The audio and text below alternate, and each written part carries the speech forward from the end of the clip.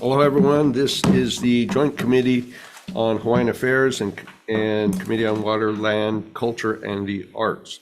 This is the Wednesday, April 8th, 1 p.m. agenda here in Conference Room 224. We have one agenda item on the agenda. We have a 2-minute time limit for testifiers, so please stick to that. And if we need to break for IT problems or whatever, we'll reschedule and post that. So with that, on the agenda, we have SCR 117, SR 110, nominating John D. Waihe'e III for induction into the Aloha Order of Merit. First up, we have OHA.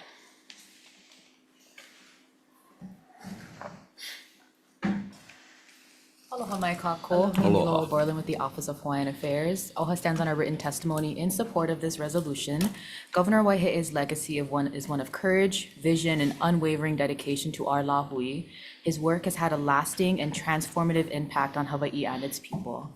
As a delegate in the 1978 Constitutional Convention, Governor Waihe'e played a foundational role in establishing OHA and defining its kuleana as a trust entity to advance Native Hawaiian self-governance. As our first Native Hawaiian governor, Governor Waihe'e elevated Native Hawaiian issues and brought them to the national stage. His leadership in collaboration with President Bill Clinton was critical in the enactment of Public Law 103-150, also known as the Apology Resolution. Governor Waihe'e has continued to be a steadfast advocate beyond his time in elected office through his leadership and in initiatives such as Kanani Olowalu. Governor Waihe'e is a pioneer that embodied the Aloha spirit throughout his career. His legacy continues as he remains active in advocating for Hawaii, Hawaiians, and the Aina that he loves. Mahalo nui. Thank you. On Zoom, we have Cedric Duarte, IT.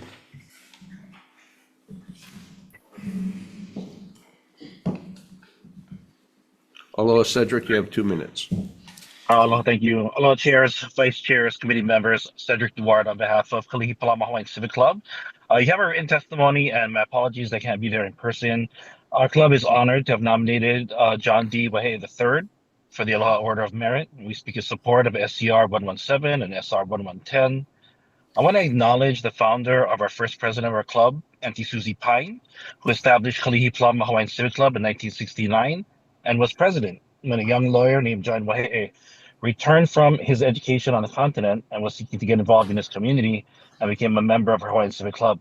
From those humble beginnings, we all saw him become the first Native Hawaiian governor of the United States, and we know his work from advancing the establishment of the Office of Hawaiian Affairs to his continued service in our community today.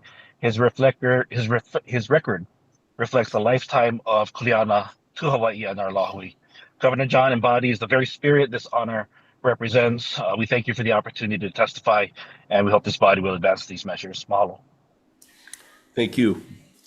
Moving on Zoom, we have Lemomi Khan, IT. Oh, there we go.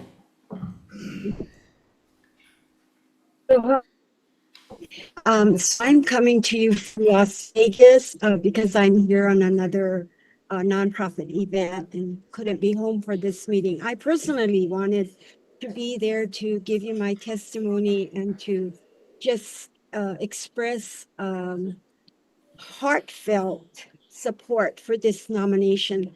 Governor Waihe'e has been an inspiration to the people of Hawaii and especially to Native Hawaiians.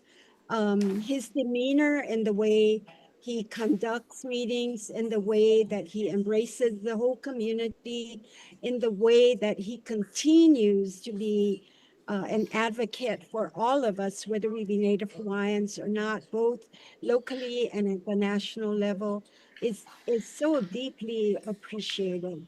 And for all of these reasons, and especially for the reasons that I articulated in my written testimony, as well as being a member of Kalihi Palama Hawaiian Civic Club, for all of those reasons, I encourage you to please adopt and pass this request to induct Governor Waihe'e into the Aloha Order of Merit, especially because he really and truly embodies the word of aloha. Mahalo nui loa. Mahalo. Thank you. Those are all the testifiers we have that have signed up. Is there anybody in the room that would like to testify? Seeing none, okay, opening up for questions. Senators? I just, chairs, yeah. Yep. You know, it's something that we look forward to recognition, and I think it's so appropriate that we do this for, you know, one who is with us still. But I'm just curious, can somebody explain to us what is the Aloha Order of Merit?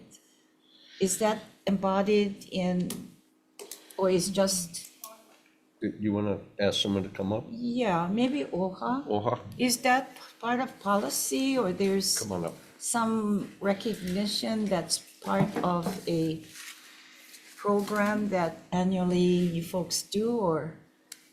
I believe, my understanding of the Aloha Order of Merit, we have it in our testimony here.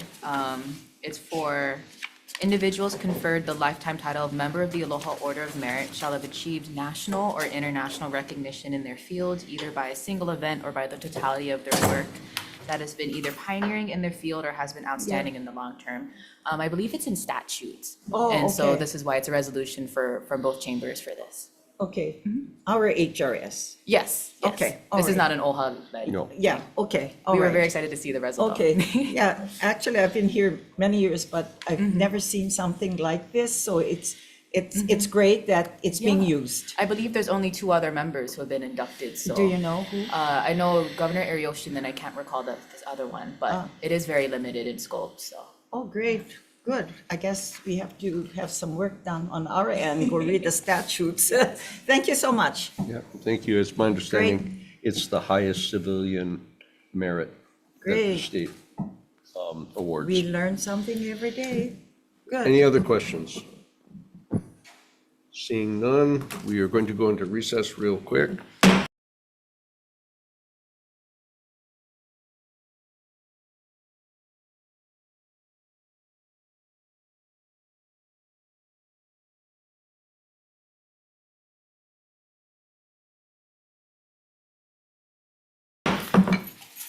Reconvening the Committee on Hawaiian Affairs and Water, Land, and Culture of the Arts for the 1 o'clock agenda concerning SCR 117, SR 110.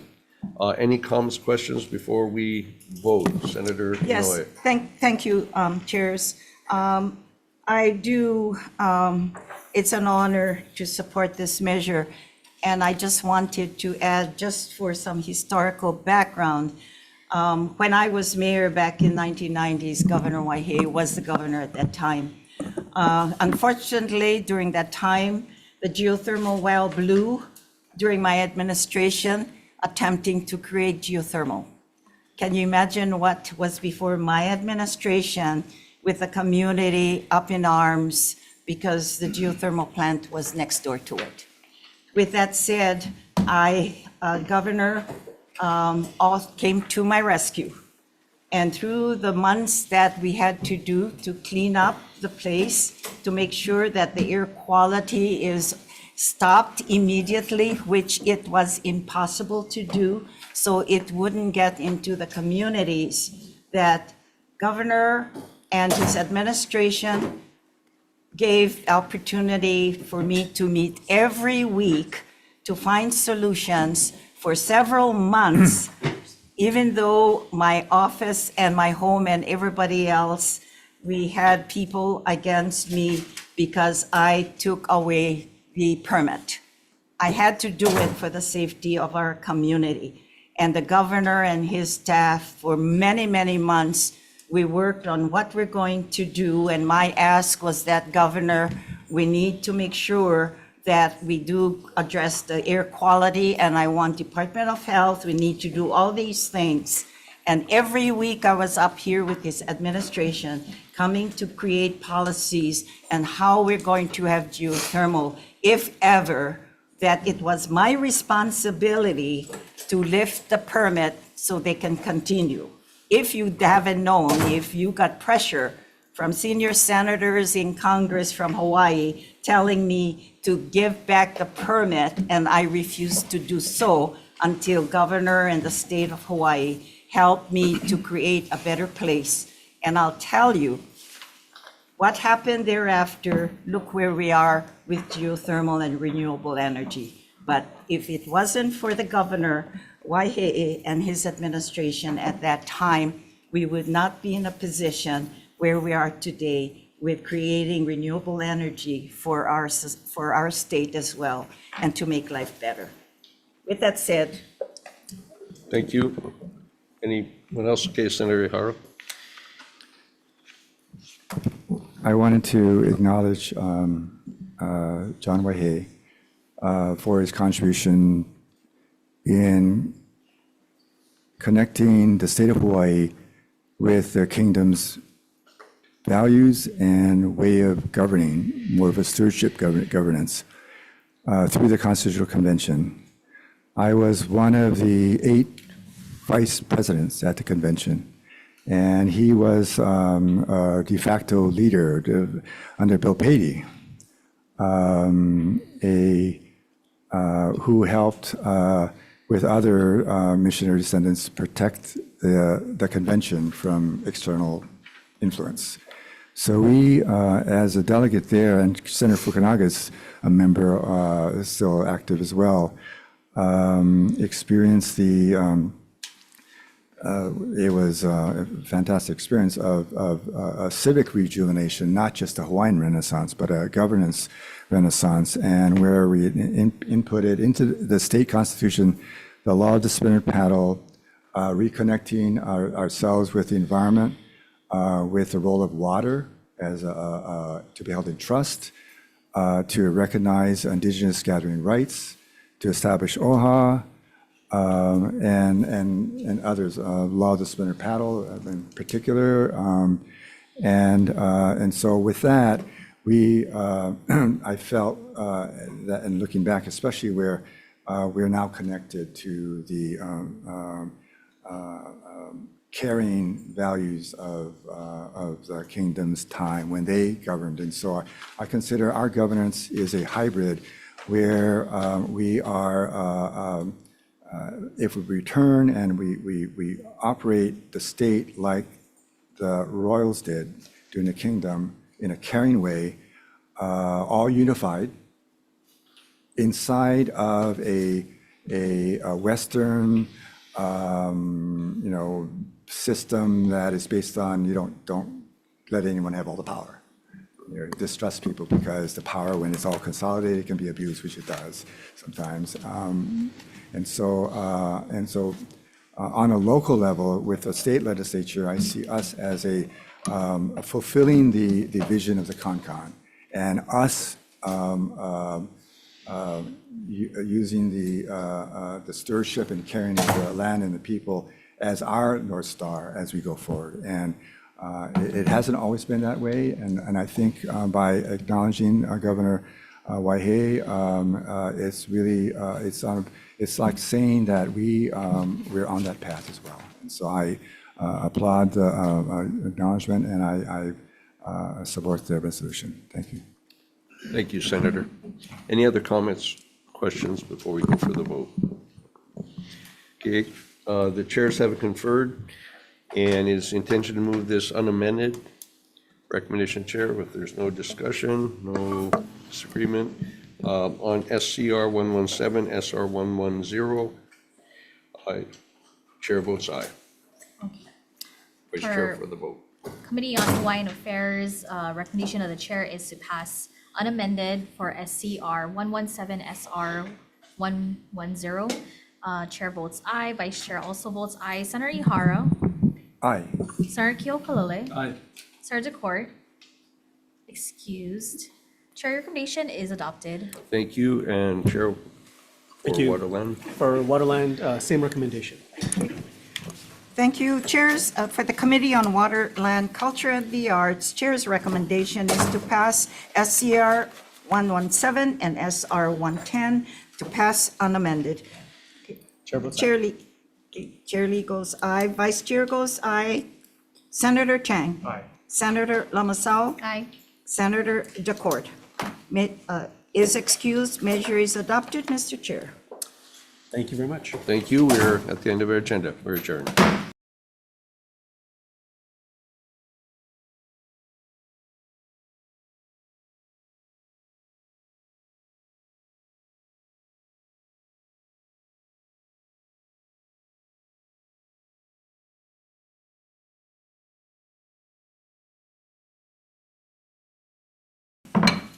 convening the Joint Committees on Water, Land, Culture, and the Arts, and Agriculture and the Environment on our 1:01 p.m. agenda here in State Capitol Conference Room 224. We have several resolutions up today, which will take together both the concurrent resolution and the Senate resolution at the same time, beginning with SCR 100 and SR 94. I will also be asking folks to limit your testimony. We'll be providing 1 minute to each testifier to make sure there's time to hear from all testifiers so folks don't get cut off.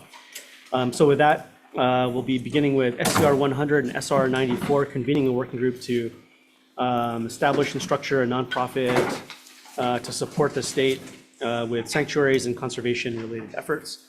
Testifying first is DLNR. Good afternoon. Chair and Vice Chair, members of the committee. My name is Jason Omick. I'm here on behalf of the Chair of Department of Land and Natural Resources. And we stand by our testimony and support this measure and available for questions if you guys have any. Thank you. That's everyone who had signed up to testify. Is there anyone else wishing to testify in these measures this afternoon? Hearing none, are there any questions? Hearing none. All right, let's move on to SCR 168 and SR 159, requesting the Office of Planning and Sustainable Development to convene a demolition and waste reduction working group. And testifying first on 168 and 159 are, OPSD. Aloha chairs, vice chairs, members of the committee. My name is Danielle Bass, State Sustainability Coordinator for the Office of Planning and Sustainable Development. We offer testimony, offering comments. We do support the intent of this measure. We find this to both be timely and necessary since Hawaii is facing increasing pressure on our landfills. And especially given the state's recent storms and ongoing disaster recovery efforts, we find that there needs to be a coordinated cross-sector working group to advance the deconstruction, material reuse and circular economy strategies. We do share concerns regarding implementation of this measure. This measure puts the responsibility on OPSD, specifically the State Sustainability Branch, which has been on record with the legislature requesting staff for the last 6 years. It does not provide any appropriation or staffing to support and carry out this work. I'm available for questions. Mahalo. Thank you. That is everyone who had signed up to testify on 168 and 159. Is there anyone else wishing to testify this afternoon? Hearing none. Are there any questions? Sure. Vice Chair. Did we have any comments from, I don't see any from the Department of Health. And reason I'm asking is waste reduction or even the planning and adopting of waste areas in our state or counties, that applications for this process is one that comes out of Department of Health as well. So I tend to agree with the comments from OPSD. I'm not sure if this is the appropriate agency to have this type of working group under its management operations. That's just one concern I have. What is the appropriate agency to do this? Thank you, Chair. Okay. Further questions? Hearing none. All right, thank you, everybody. Let's move on to the next measure, SCR 133, SR 125, requesting the DLNR in consultation with Department of Ag and Biosecurity to adopt rules prohibiting commercial octopus aquaculture. Testifying first is Department of Ag. Good afternoon. Todd, Department of Agriculture. We submitted comments, and I'm here for any questions. Thank you. Thank you. Next is Department of Land and Natural Resources.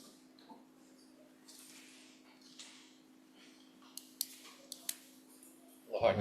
Good afternoon, chairs, vice chairs, committee members. Charlie Taylor on behalf of DLNR's Division of Aquatic Resources. We stand on our written testimony providing comments and are happy to answer any questions. Thanks very much. Up next on Zoom is the Animal Welfare Institute.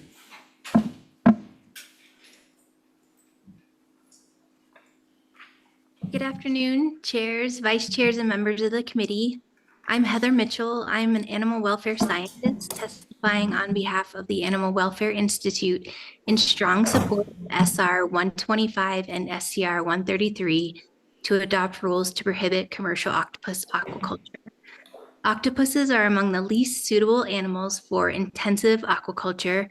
Decades of research show that they are highly intelligent, behaviorally complex, and capable of experiencing pain. They are also solitary predators and can become aggressive or cannibalistic when confined together. Facilities raising octopuses have reported mortality rates above 50%, losses that would be unacceptable in any animal production system. And there is still no humane, scalable method of slaughtering octopuses for food. Given the serious welfare concerns, potential marine ecosystem harms, and pressure on Hawaii's limited resources, these resolutions take a thoughtful and precautionary step to prevent unnecessary suffering. Thank you very much. Up next is the Animal Legal Defense Fund, also on Zoom. Good afternoon, chairs, vice chairs, and members of the committees. My name is Lindsay Verheilig, testifying on behalf of the Animal Legal Defense Fund in strong support of these measures. I would just like to take this time to point out for the committees that a prohibition on octopus farming is meant to protect not only the octopuses themselves, but local interests. There are currently no industrial octopus farms in Hawaii, so no one would be forced out of business by a prohibition on octopus farming. It would not impose any restrictions on the fishing, sale, or consumption of wild-caught octopus, considered an important protein by many. In fact, it would protect local fishermen and the marine ecosystem from potential environmental disaster.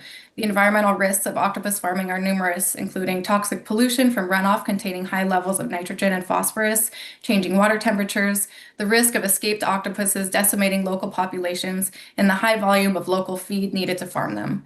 All of these things pose too significant of a risk to Hawaii's local economy and delicate ecosystems to allow to occur. For these reasons, I respectfully urge committees to pass these important measures. Mahalo for your time. Thank you. And up next,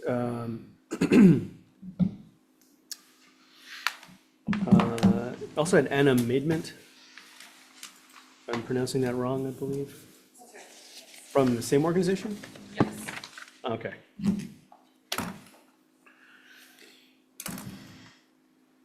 Aloha chairs, vice chairs, and members of the committee. My name is Anna Maidment, and I'm testifying on behalf of the Animal Legal Defense Fund and as a law student at the University of Hawaii in strong support of SR 125. Aquaculture already poses environmental risks through pollution, waste, and disease, but octopus farming would be significantly worse. These operations release excess nutrients, which can degrade water quality, harm coral reefs, and risk spreading diseases to wild populations and humans. Octopuses are carnivorous and require a large amount of wild-caught fish, increasing pressure on ocean systems. They're also widely recognized as sentient, highly intelligent, and solitary animals, making confinement especially harmful. Through my experience as a shark diver, I've had the rare opportunity to see octopus in the wild, and it's clear that they are not animals suited for industrial farming. Hawaii has the opportunity to lead by preventing these harms before they begin. For these reasons, I respectfully urge you to support SR 125. Mahalo. Thank you. Up next is the Animal Law section of HSBA.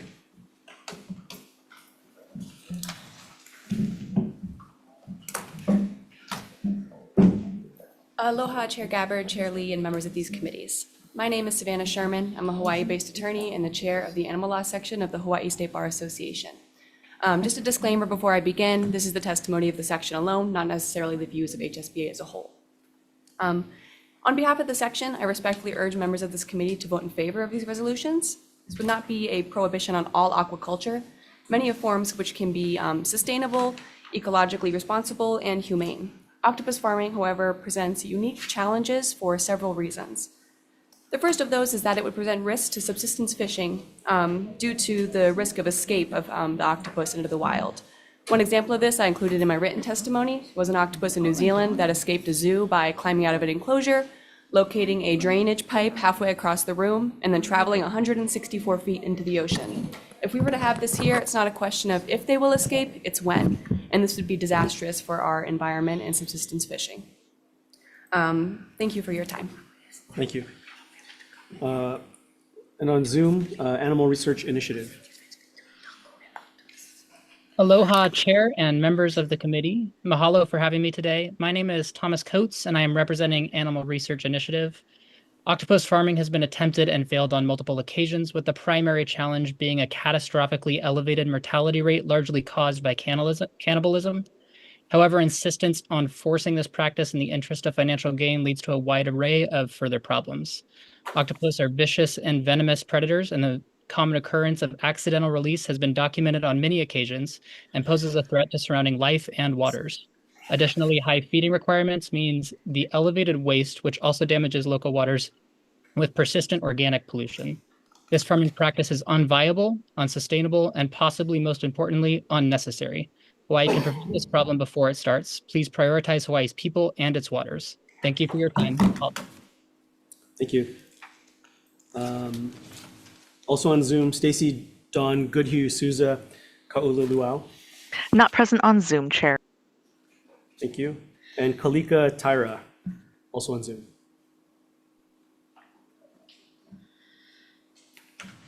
Good afternoon. Good afternoon.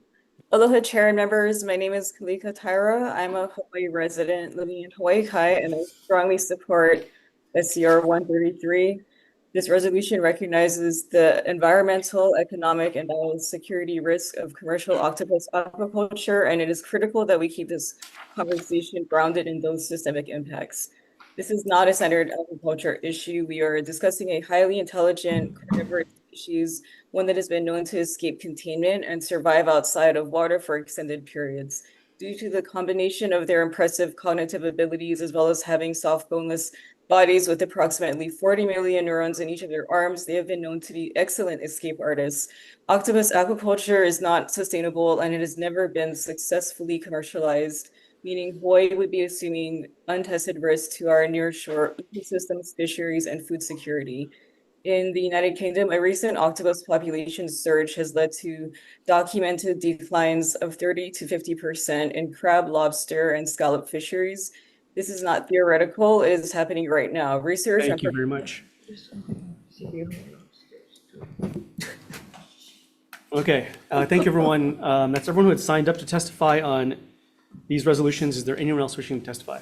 All right, hearing none, are there questions? Yeah, Department of Ag.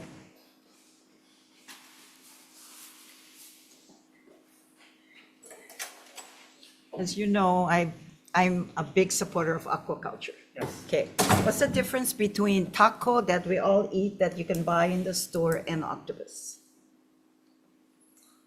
The difference. Yeah. Thank you. Todd Lowe, Department of Agriculture. I'm not a marine biologist, so I don't know the exact species, but as the other people have testified, we don't have aquaculture, octopus aquaculture in the state. Presently. And several other testifiers said that there is only one documented place that has tried to figure out the life cycle assessment, that's in Spain. It's not really on our radar as a state. We have other species and other avenues that we're focusing on to move ahead. That to me is a, I don't want to say a low priority, but something that is not, that's not in our immediate, bandwidth. Because there's no commercial endeavor right now in aquaculture for that particular species.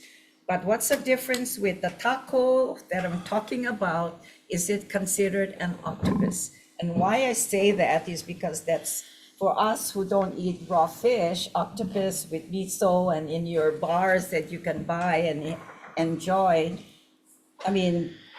So that's what I need to be answered, because if there's an opportunity that we don't have, and I know our fishermen goes out and go get and fish on tacos, so what's the difference between the tacos and the octopus?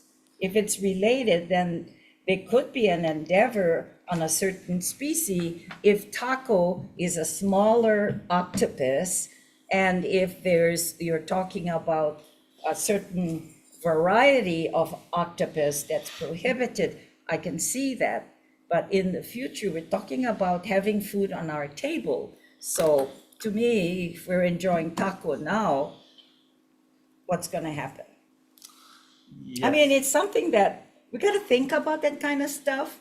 So to prohibit something that could be, and aquaculture doesn't necessarily have to be in the ocean. That's correct. That's correct, right?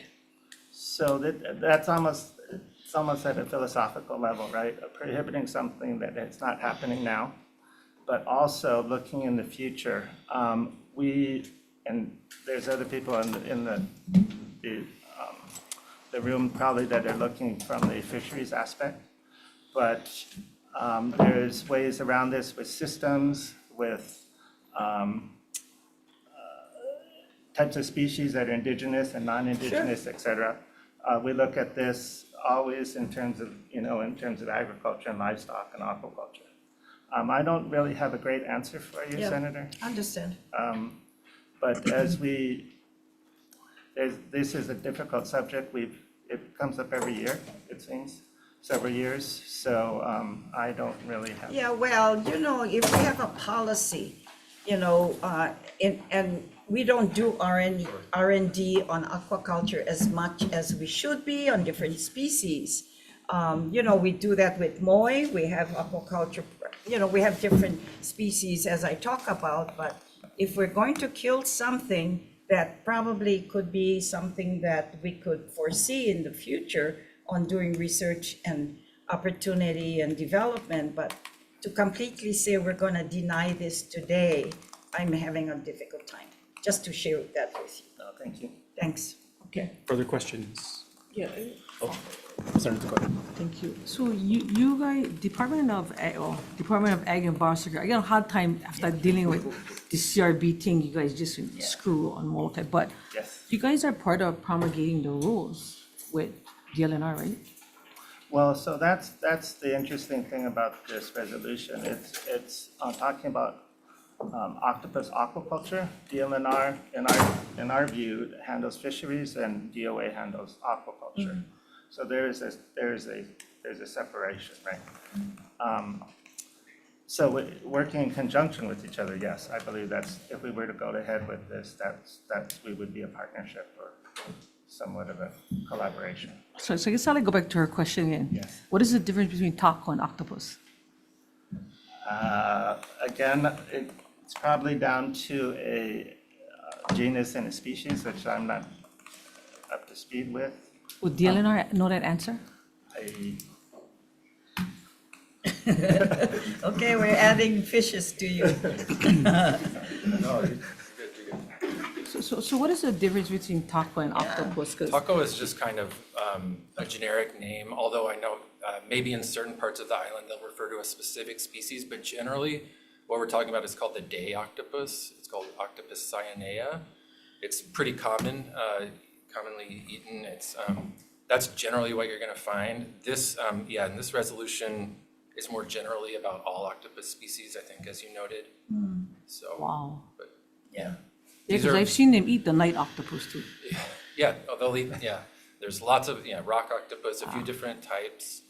And there's a certain period in the weather and whatever, because we have fishers in Hilo.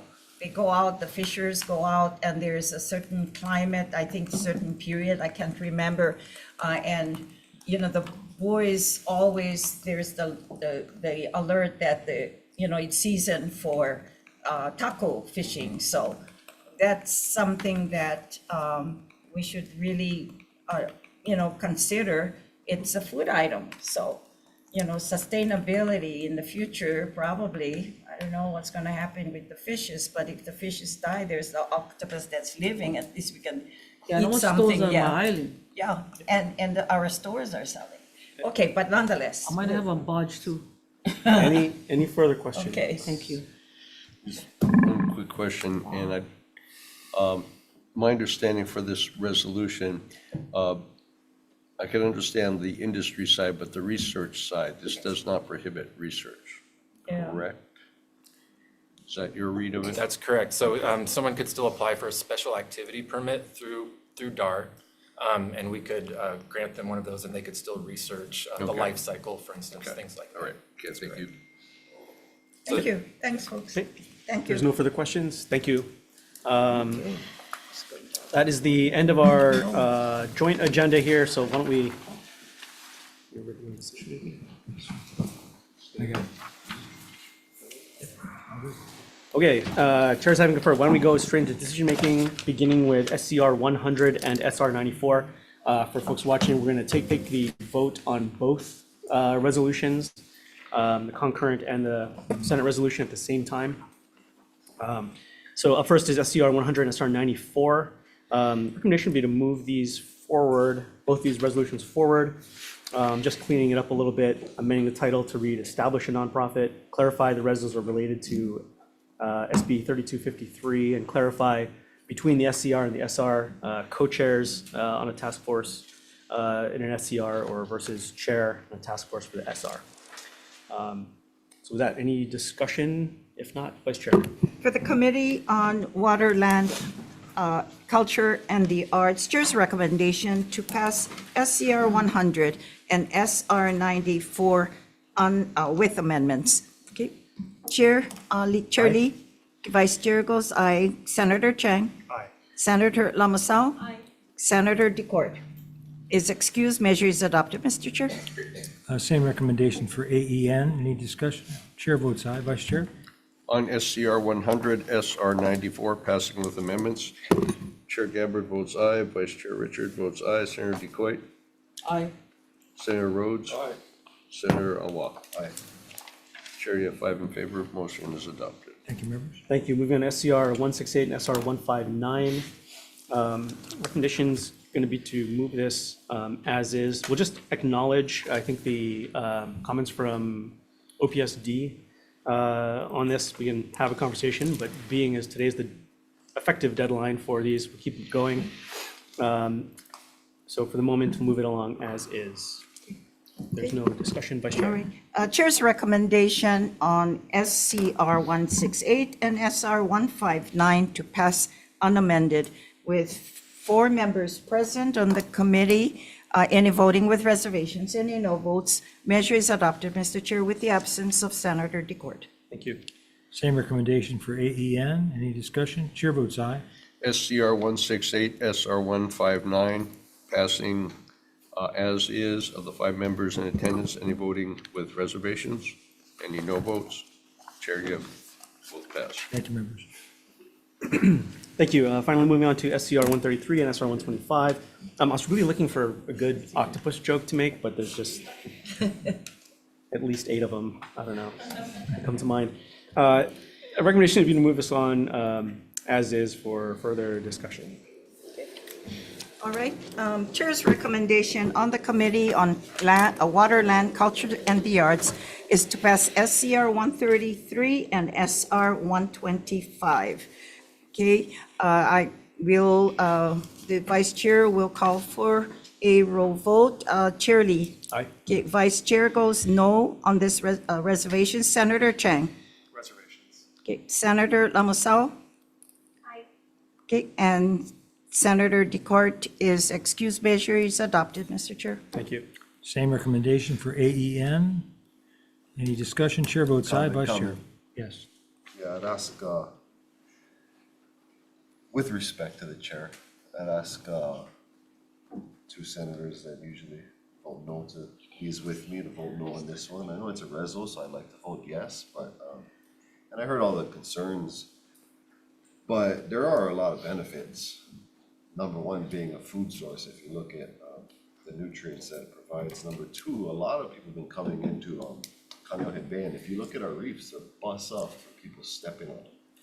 And so if we can grow octopus, maybe our reefs would actually benefit. I know there's a lot of, I heard the comments on the other side, but I think this is a little bit, while it's a reso, it is asking DLNR to prohibit.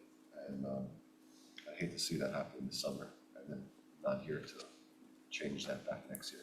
So with that, I ask you guys to vote no on this one for now, even though it's just a reso. Thanks. Chair. Oh, go ahead. Go ahead. Age before beauty. Okay, say that. I'm having a rough day.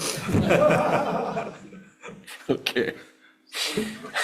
Thank you, Senator.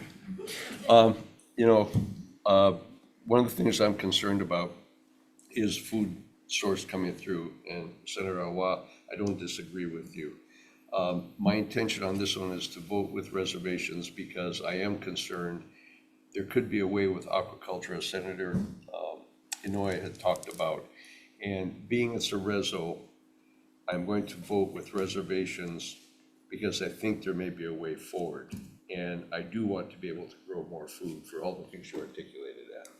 So with that, I'll be voting with reservations. Now, beauty.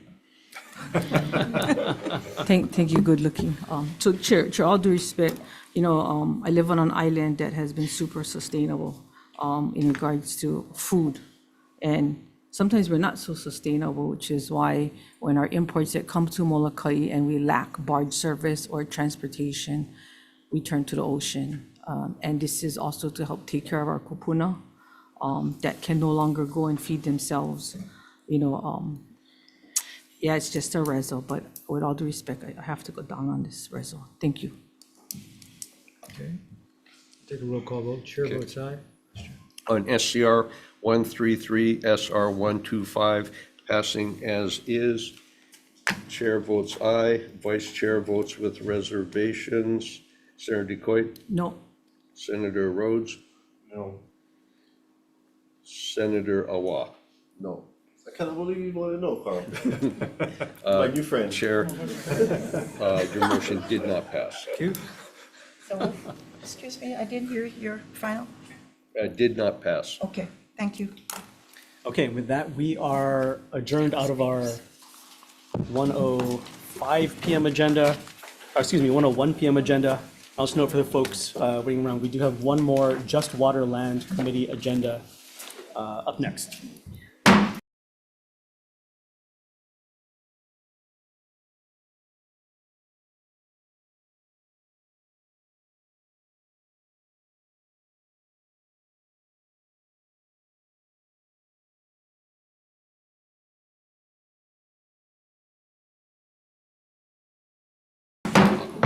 All right, good afternoon. We're convening the Committee on Water, Land, Culture, and the Arts on our 1:04 p.m. agenda here in State Capitol Conference Room 224.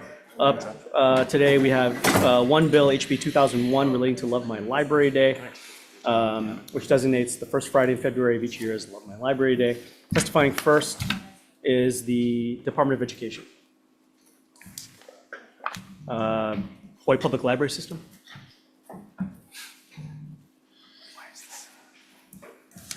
Good afternoon.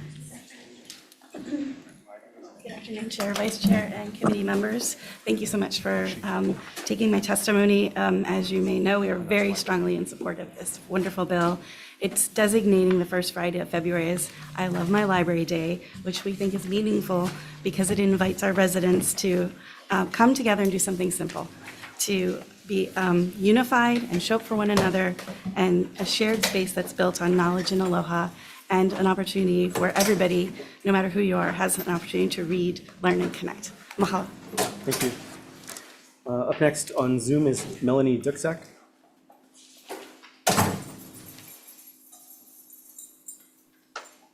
Aloha. Hi, Chair, Vice Chair, and members of the committee. My name is Melanie Dusak, and I'm here in support of HB 2001. Libraries are such an important part of our communities here in Hawaii. They're not just places for books. They provide access to technology, educational support, and safe space for people of all ages and backgrounds. I see how valuable it is to have free and accessible spaces like libraries, especially for families who might not have access to those resources elsewhere. So I think designated a Love My Library Day is a really meaningful way to recognize and support the role libraries play in the community. Thank you so much. Thank you. And finally, Sarah Henson.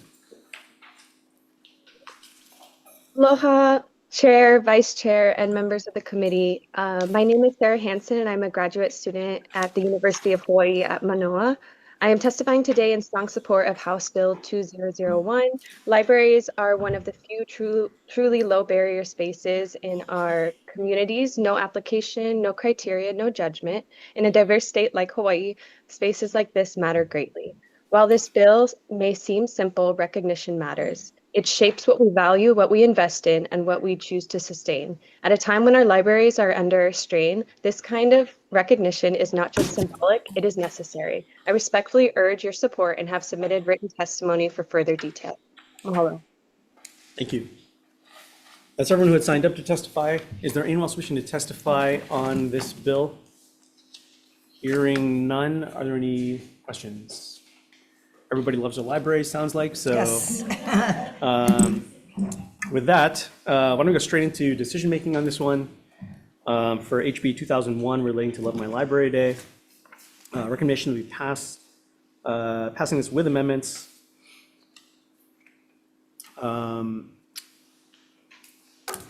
Making this effective actually upon approval.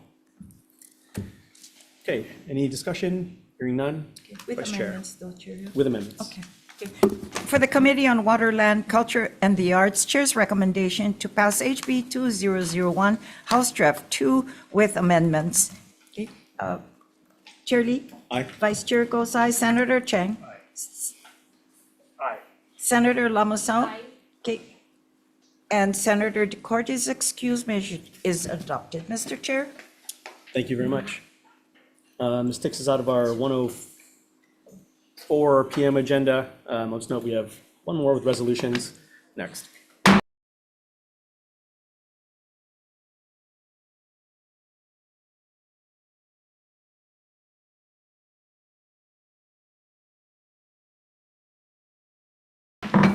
Good afternoon. We're convening the Water, Land, Culture, and Arts Committee on our 1:05 PM agenda.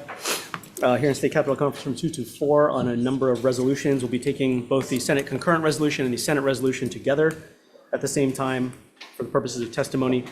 We'll be asking folks to limit their testimony to 1 minute to make sure that we have time to get through everybody since there's not a ton of time today.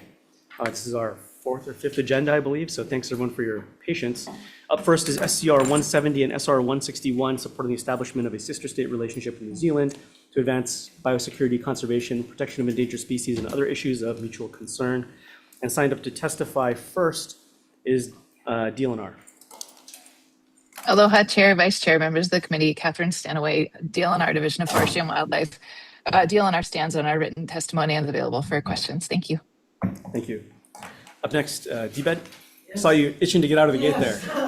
Aloha, Chair, Vice Chair, committee members, Dennis Lin with DBED. DBED stands with its written testimony and support. Thank you. That is everyone who had signed up to testify on SCR 170 and 161. Is there anyone else wishing to testify? Hearing none. Are there any questions? Hearing none. All right, thank you. Let's move on to the next set of resolutions. SCR 47 and SR 46, establishing a sister state relationship between the state of Hawaii and Prefecture of Okayama, Japan. Testifying first is DBED. Yes, aloha, Chair, Vice Chair, committee members. DBED stands in strong support of this measure. Okayama is a very close prefecture to Hawaii. There's a lot of educational exchanges taking place and can take place, and the government of Okayama has indicated a desire to do so. Also, the Okayama Kenjinkai is a very strong community supporter of this relationship, so it will be very active. Thank you very much. Thank you. Since he's here, can I ask you a short question? Sure. Okay, don't some of the counties also have a relationship, county and the country? Because I thought Big Island or Hilo the county of Hawaii had a relationship already with Okayama. Would you know? You know, I'm not too sure, but Okay. I wouldn't be surprised Yeah, if yeah, they did. okay. Yes. All right, thank you. Thank you. So next time when you come up, if there's any sister state relationship, because the county and the countries have their own, relationships. So next time, maybe when you come up and we're adding a new sister state, you can say, well, Siting County or Honolulu or Maui County or Hawaii County has a relationship as a sister. Thank you. Thanks, Dennis, for all you do as well. Thanks. That's everyone who had signed up to testify on these set of resolutions. Is there anyone else wishing to testify? Hearing none. Any other questions? Hearing none. All right. Thank you. Let's move on to the next measure, which is SCR 165 and SR 156, designating the month of March 2026 as March for Water Month in Hawaii. Signed up to testify is Plumbers and Fitters UA Local 675. That's everyone that's signed up to testify. Is there anyone else wishing to testify on these measures? Hearing none. Since there's no one to ask questions of present, thank you, everybody. Let's move on to SCR 173, which is, I'll just note that has the proposed draft convening task force to address event ticket scalping in the state. Signed up to testify first is DCCA. Good afternoon. Good afternoon, Chair and Vice Chair and members. My name is Mana Moriarty. I am the Executive Director at the Office of Consumer Protection. We submitted written testimony requesting an amendment adding the Director of the Office of Consumer Protection as a member of this working group. Thank you for the opportunity to testify. Thanks very much. Signed up next on this measure is Ticket Policy Forum. Ms. Lam. Good afternoon, Chair, Vice Chair, members of the committee. Laurie Lam on behalf of Ticket Policy Forum. Our members include StubHub, SeatGeek, Vivid Seats, TickPick, Game Time, and Events Ticket Center. This resolution focuses solely on resale, which actually represents only a small portion of the ticket ecosystem. Over 90% of the tickets sold are actually on the primary platforms. Therefore, we are requesting a few amendments. So we want to ensure a more comprehensive, balanced evaluation in the task force identifying the drivers of the consumer challenges. We obviously agree with the previous testifier to include the Office of Consumer Protection as a member. And again, we'd like to expand the task force to the primary market, right? So it includes the primary as well as the secondary market. And Ticket Policy Forum would be happy to serve as a representative of the secondary market. Thank you for the opportunity to testify. Thank you. Up next is StubHub.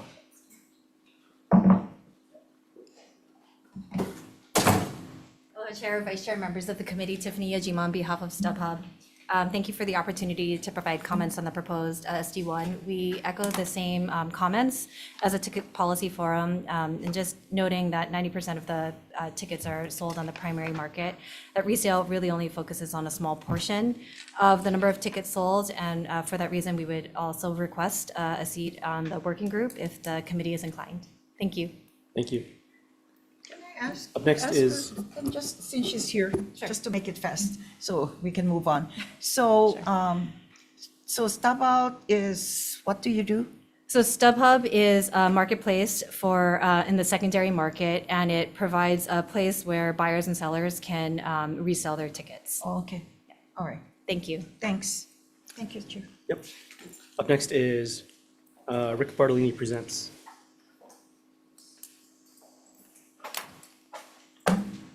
Aloha, Chair. Aloha, Chair, and members of the committee. Groups opposing resale price cap bills want you to believe they are protecting consumers from fraud while being funded by the very resale platforms that profit from these practices. They say their platforms provide secure and guaranteed transactions and have warned, and I quote, that fraud risk would significantly increase, pushing consumers to the dark web, street corners, and Facebook Marketplace. Yet one day before my Earth, Wind, and Fire tickets went on sale last week, more than 1,000 tickets were already being sold on StubHub and Vivid Seats at markups as high as 800%, even though the sellers did not own them. So while these companies in DCCA warn you about what might happen if resale price cap bill passes, that very conduct is already happening now on the platforms they say they protect consumers from fraud. If a platform allows tickets to be sold by people who do not even own them, that is not consumer protection. That is the very fraud they say they are trying to prevent. This is exactly why I support the formation of this task force. Mahalo for the opportunity to testify. Thank you very much. Oh, sorry. And then on Zoom, National Independent Venue Association. Aloha, chairs and members of the committee. My name is Kendall Gilvar, representing the National Independent Venue Association, which supports independently owned and operated venues, promoters, and festivals, including many in Hawaii. Right now, Hawaii fans are being priced out of live entertainment because of professional ticket scalpers. Many primary venue tickets sell out immediately and then instantly reappear on sites like StubHub and Vivid Seats at 2, 5, even 10 times the face value price. In many cases, these tickets are fraudulent, invalid, or never get delivered to the purchaser. There were many Hawaii consumers who wrote in about these nightmare ticketing resale experiences for SB 1160, which would rein in these predatory resale practices. This support made it very clear that constituents across Hawaii are experiencing this issue firsthand and are calling on the legislature to protect them from these practices. Establishing a task force made up of Hawaii legislators, Hawaii venues, Hawaii fans, and Hawaii small businesses to investigate this consumer harm through SCR 173 is a great first step on behalf of the Hawaii fans, and we support this measure. Thank you. Thank you.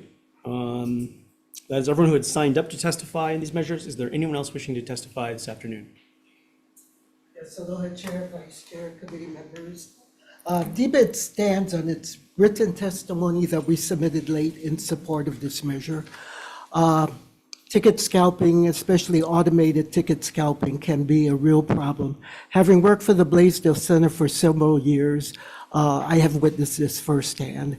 And it makes it unaffordable for our constituents to go to these shows because of these high ticket prices, and or they don't go at all. So we urge passage of this resolution. Thank you. Thank you. Is there anyone else on this measure this afternoon? Hearing none. Any further questions? Dennis, please. Dennis. What happens, I'm one who will buy a ticket if I want to go to an event and it's sold out, but there's somebody who's not going and the ticket becomes available. I've done that before. I've done that at a football game here when the pros used to come in. I've done that in several of our events here at Blaisdell. I don't mind paying if there's a venue and I want to hear whether it's Chicago or whoever. I'll stand there and I'll wait. Or we already would have an opportunity, because sometimes when I call Blaisdell, but they're saying, well, it's sold out, but there are some people who are not able to attend, but they're not going to sell it at the counter, but there's somebody who will sell. So what happens to someone who wants to pay for a venue?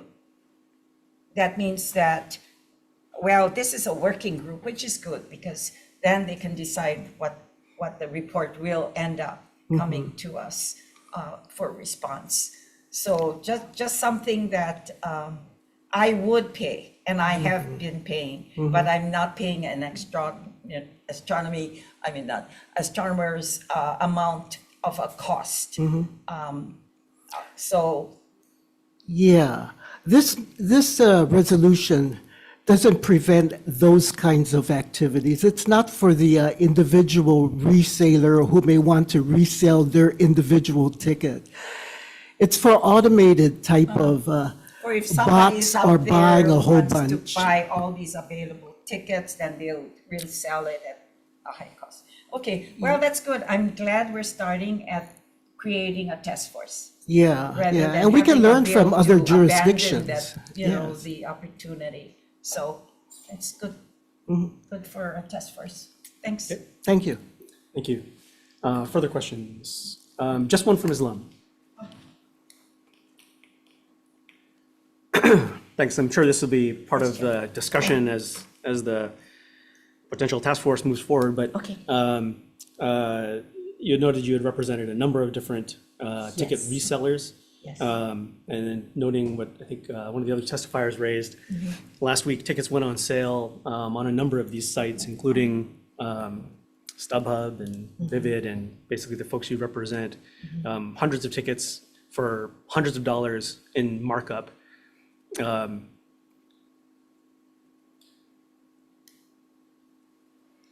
There seems to be, I think, a concern by the public that both affordability and access to some of those tickets is a real concern, particularly because those tickets went on sale before the actual tickets themselves went on sale. So I guess my question is, how do your clients get those tickets in advance and are able to mark them up so high? Yeah, I'm not sure I'm going to be able to give you a total correct answer for all, all of the members. I can definitely get back to you, but I do know that on the primary market, they often withhold tickets initially, right? And then we get only we're allocated, the secondary market is allocated a portion of the tickets from that primary market.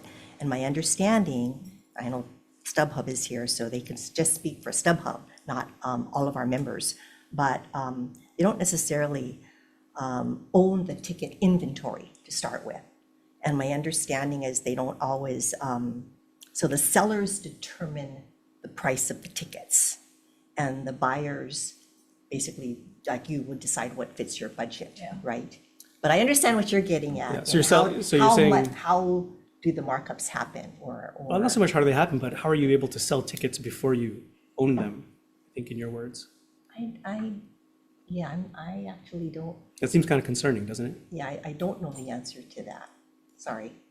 Maybe the I will questions get can back. come I will up at get the back. task I force. will definitely get back to you on that. Okay, thank you. Yeah. Yep, Senator Because Chen. all these situations are different. Mr. Bartolini? Sure. They're called speculative tickets, and they list them on, they don't list the specific seat numbers, but they list the section and the row. And, they're not available. So if you're a regular person, you're buying them online on one of the secondary resellers, but there's not an actual ticket associated with that? I'll give an example. For Carrie Underwood in 2024, a consumer paid $9,000 for 4 seats in like the 5th row, and those were $650. What state? Here. Here? At the Blaisdell. And they weren't available, like those were the artist seats. So she got a refund. So she bought stuff that. Yeah, I had to was never write actually- American Express and tell them those seats weren't available to begin with. So that's like speculative tickets, yeah, so. Okay, thank you. Well, lots of stuff for folks to dive into in That's right. in the conversation. Exactly. All right, thanks, everybody. Let's move on, unless there's other questions, to SCR 94 and SR 89, endorsing Waikiki as a World Surfing Reserve. And testifying first is the University of Hawaii on Zoom. Good afternoon. Aloha, Senator Lee and other members of this committee. Testifying in support of this measure, the College of Social Sciences and the University of Hawaii Sea Grant Program are willing to collaborate to support the research and some of the community engagement that may be important in establishing Waikiki as a World Surfing Reserve. This is really an exciting measure because Waikiki is an iconic cultural and recreational landscape, and also is uniquely positioned to take advantage of becoming a World Surf Reserve. And so we stand in support of this measure and happy to answer any questions you may have. Thank you. Thank you. That's everyone who had signed up to testify. Is there anyone else wishing to testify on these measures? Oh, please come forward. Aloha, good afternoon, Chair, Vice Chair, members of the committee. My name is Dolan Eversole. I'm here representing Rick Egid with the Waikiki Beach Special Improvement District. I'll stand on our written testimony in support, but just wanted to offer that I am here if you have any questions about the reasons why to create this reserve in Waikiki. Thank you. Anyone else on these measures? Hearing none. All right, thank you. Let's move on to the next set of measures, SCR 99 and SR 93.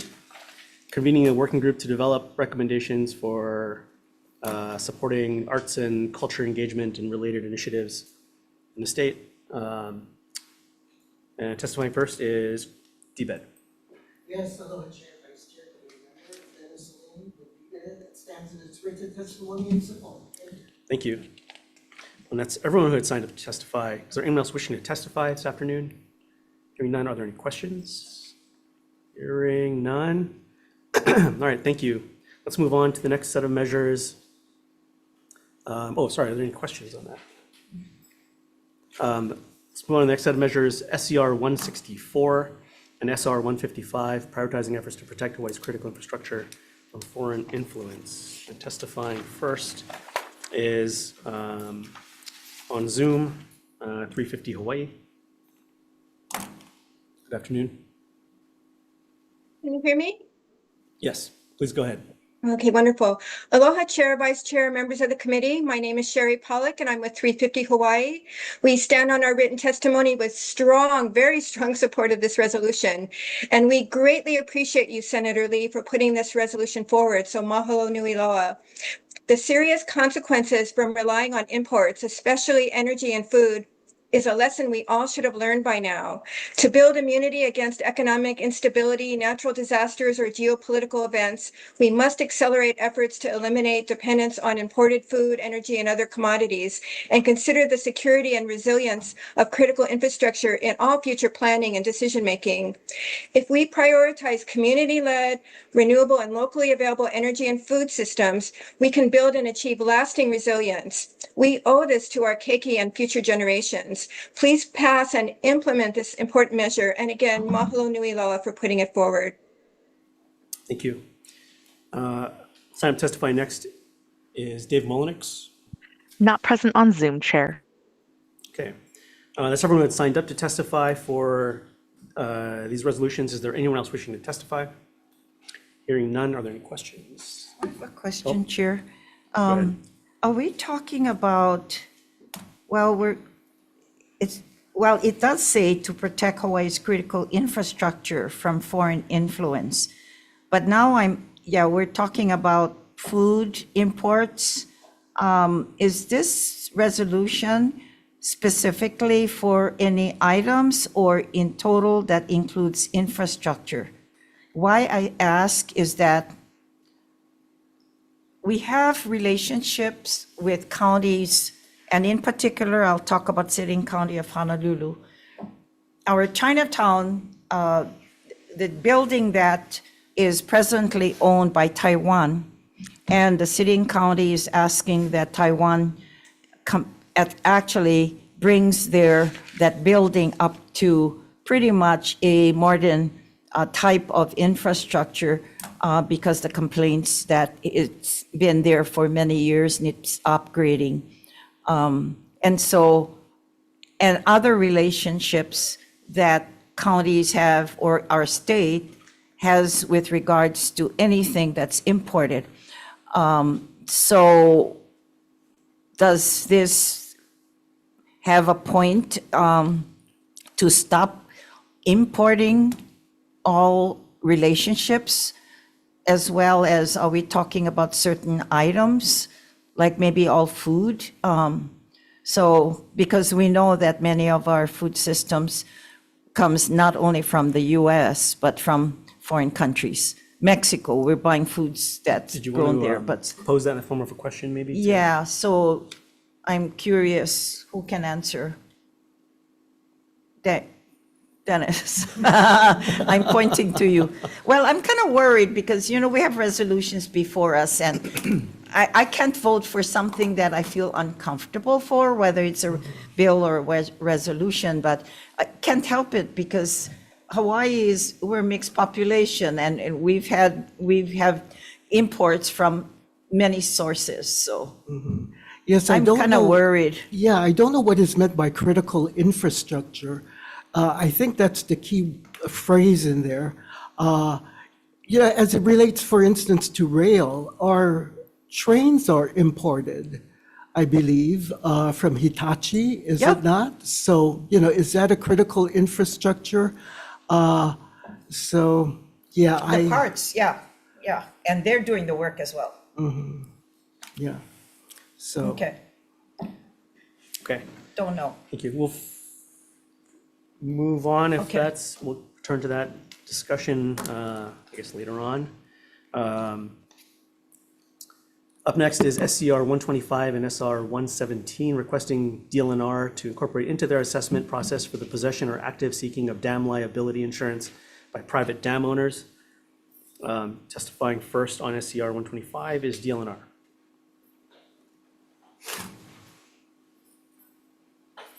Good afternoon. Good afternoon. Good afternoon, Chair, Vice Chair, members of the committee. My name is Jesse Calandrea with DLNR Engineering Division, Dam Safety. We are here to stand on our written testimony in opposition and are here to answer any questions. Thank you. Thank you. That's everyone who had signed up to testify. Is there anyone else wishing to testify in this measure? So you step forward there for a minute. Oh, all right, seeing none. Are there any questions? DLNR. Okay. And you're engineers, yeah? Okay.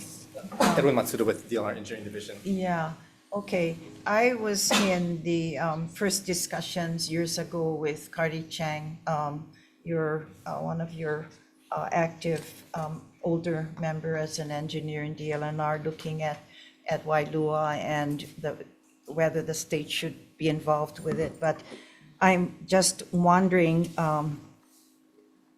how, because we've had bills before about, I think isn't something in statute already says that anyone who in the private sector that has a dam must be reporting something, some actions, or they must upgrade their dams to certain standards. I remember deliberating on it. So following the dam failure in 2006. Correct. There was the Dam Safety Act of 2007 that the legislature passed, and that provided a lot of standards that align well with the national standards. And Right. so that's already been established, and I think that's why the department is opposed to this. I can see that because I think I was chair of Waterland that time as well. But it comes to mind that we've dealt with this situation before. Okay, all right. But you folks are against this measure. It's flawed on It's flawed. many. It sounds like because there's already something in statute, in a sense that. And it goes against everything that we have in Okay, statute. thanks and so we- much. Thanks. Thank you. There's no further questions. Let's move on to the last set of measures on the agenda, SCR 104 and SR 98, urging appropriate authorities to redevelop Polly Lane's property to preserve its historic architecture, provide recreational, cultural, and community serving uses that benefit the residents in the area. And testifying first is, A and B. You're sitting, waiting so patiently there this whole thank time. you. The very last one, I so. was waiting for you. Thank you. It's nice to see you. Good afternoon, Good Chair afternoon. Lee, Vice Chair Inoue, Senator Chang. Thanks for the opportunity. You have our written testimony, so I'll just highlight a few points. So we do respectfully oppose these resolutions because the resolutions actually urge actions that we have already initiated and continue to actually actively advance. About a year and a half ago, we commenced a formal process to evaluate redevelopment opportunities for Pauline Lanes in the property.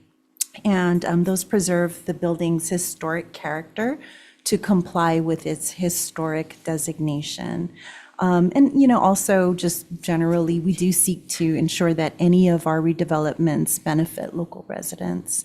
It's important to note that in January 2018, A&B announced plans to take back the Pauline Lanes property and shared a concept which included a gathering space, community area, programming venue, et cetera. But closure of the bowling center was actively opposed. So we paused our redevelopment efforts in order to listen. Thank you. Time's Oh, shoot. Time's I'm up. done. Okay. I'm sure we can arrange for a question. Okay. But that said, as everyone would sign up to testify on this measure, is there anyone else wishing to testify with us? Hearing none, are there any questions? I'm sorry, introduction again. Are you with I'm Dana with Alexander and Baldwin. With NB? With Okay. Alexander. All right, Yes, thanks. sorry. Good to see you here. Yeah, nice to see you too. Any Okay. other questions? Further questions? Just one following up, and we can take this conversation offline Sure. later on. Happy to. But the timeline that you're working on, Yep. for the record, for this particular property, which has been the center of a whole bunch of community discussions, as you're well aware, what does that look like right now? So, I mean, development is challenging. Things take a very long time. What is delaying this in particular is the extraordinary expense related to the historic designation. So we are required to keep much of the historic characteristics, and we're already working on understanding exactly what we need. So that's what's taking a long time. We would like to develop this property and hope to put something out before the end of the year. Again, we commenced the process of trenching, understanding what's underneath and what we can do. So I would say we started about 18 months ago. I'd like to be able to say something by the end of the year. That's a goal of ours. Can't make promises, but we really want to improve this property. It is right in the center of the rest of our properties. Neighboring tenants, the community wants it. We want it too. It makes no sense for us to hold on to this property and pay for it to sit dormant. Would those uses align with what's been, I think, voiced repeatedly by the community for public purpose? And I took too long to speak, but my testimony notes how much time we spent trying to preserve bowling, listening to the community, understanding that they wanted to keep some type of bowling or family entertainment. So we spent a lot of time on that. That is not feasible. There is no interest by bowling operators, experienced bowling operators. But yeah, I would say anything we try to do, we would want the community to appreciate and support, because it's what we do. We're in the business of providing goods and services, experiences for the community, for residents. So okay, we'll follow up later on, sounds like. Stay in touch. Well, it's challenging too, because there are laws with regards to shifting and what is the historic preservation. that Exactly. In the architect of buildings and whatever structure you have. And it depends now if we're talking about an area of only that building, or we're talking about the region in itself, the Yes. entire property that ANB is involved. I mean, I've seen it on television about the wishes of the community, but it's challenging times. But it's something too, if you look at Shipton, what's the historic, and this is talking about mid-century architecture. I mean, it's big bucks that your architects gotta pay to come up with what is available and the cost benefit and the rules and the policies that you got to deal with. Thank you. Thank you. Appreciate the opportunity. Thank you very much. Okay, that takes us to the end of our last agenda for the day. We're going to take a quick recess, and once we get our folks back, we'll come back for decision-making. Recess.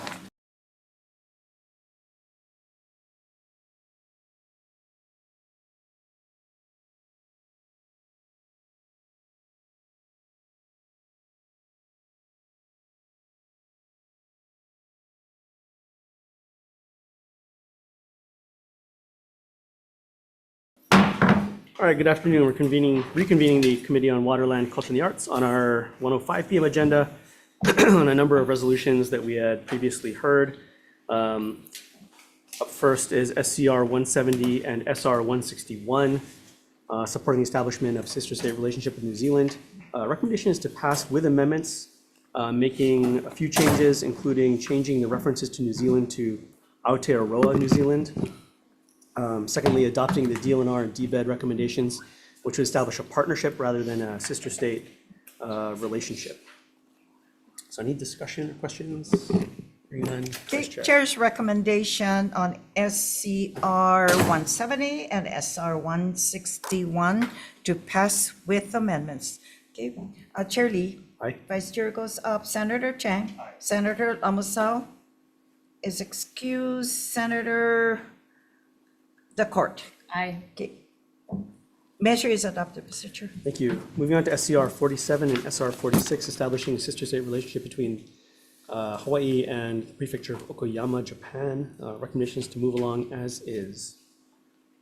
There's no discussion. Okay, Chair's recommendation on SCR 47 and SR 46 to pass unamended with 4 members present, 1 excused, any voting with reservations, any no votes.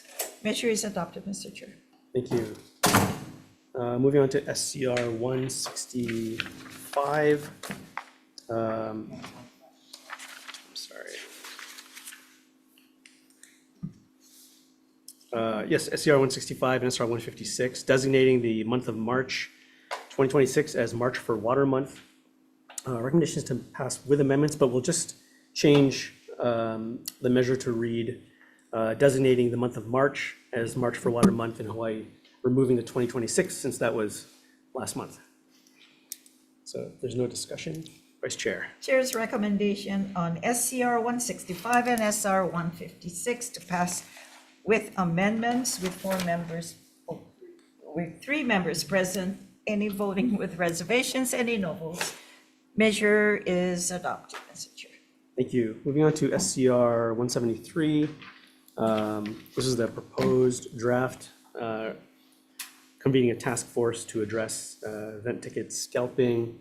Recommendations to move this with amendments, so adopting the base proposed draft, and then also making a couple amendments noting a couple of the testifiers' testimony. We want to take that into account. So we'll amend it to have the task force do a first report identifying public problems and kind of defining the situation as identified by Hawaii residents and stakeholders. Secondly, we'll report, we'll have a second engagement report looking at other states and jurisdictions on the regulatory solutions with our government partners, including OCP and DBED and other agencies and other places. Taking a look at what's been done, what's successful. And finally, we'll have final engagement with our industry folks who had weighed in the secondary resale market. And then finally, we'll amend the task force composition also to include or to clarify, also include Hawaii artist performers, representatives of various stakeholders, and note in there as we go through these sort of 3 conversations, engaging with different partners. We'll have the respective parties engaged, whether it's OCP or other stakeholders and whatnot.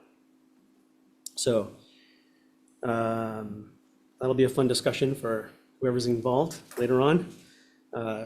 If there's no further questions, Vice Chair. Okay, Chair's recommendation on SCR 173 to pass with amendments with 3 members present. Anyone speaking, anyone voting with reservations, any no votes. Measure is adopted, Mr. Chair. Thank you. Moving on to SCR 94 and SR 89, endorsing Waikiki as a World Surfing Reserve. Recommendations to pass as is. There's no discussion, Vice Chair. Okay, Chair's recommendation on SCR 94 and SR 89 to pass unamended with 4 members present. Anyone voting with reservations, any no votes. Measure is adopted, Mr. Chair. Thank you. Moving on to SCR 99 and SR 93, which is the working group to work on the arts and culture engagement and related initiatives. I'd like to recommend passing this with amendments, amending the title text to read establish a nonprofit organization, amending the chairs for the different SCR and SR accordingly to co-chairs for the SCR versus just Senate chair for the SR. We'll also ask for collaboration with other similar organizations. The Chair's recommendation on SCR 99 and SR 93 to pass with amendments with 5 members present. Any voting with reservations, any no votes. Measure is adopted, Mr. Chair. Thank you. Moving on to SCR 164 and SR 155, prioritizing efforts to protect Hawaii's infrastructure from foreign influence. I'd like to recommend passing this with amendments. And just noting some of the discussion will cite specifically some of the impacts of foreign influence on Hawaii, for example, right now, noting the Iran war and what that's doing to volatility and costs for gas and energy, for example, also some of the food issues when we have disasters and lack thereof. Also add in Department of Ag and Biosecurity for that food dependence piece of it and make stylistic and tech changes. And hopefully we can be a little more resilient down the road. If there's no discussion, Vice Chair. Yes. Chair's recommendation on SCR 164 and SR 155 to pass with amendments. Chair Lee. Aye. Vice Chair goes with reservations. Senator Chang. Aye. Okay, Senator Lamasau. Aye. Senator Decord. Aye. Okay, measure is adopted, Mr. Chair. Thank you. And finally, for SCR 125 and SR 117, this is the dam liability insurance. Noting concerns raised by the department as well as the other testifiers, will defer this measure. And then finally, on SCR 104 and SR 98, we'll take the conversation offline with the various stakeholders, so we'll defer this measure as well, or these measures, I should say. With that, we are adjourned. Thanks, everybody.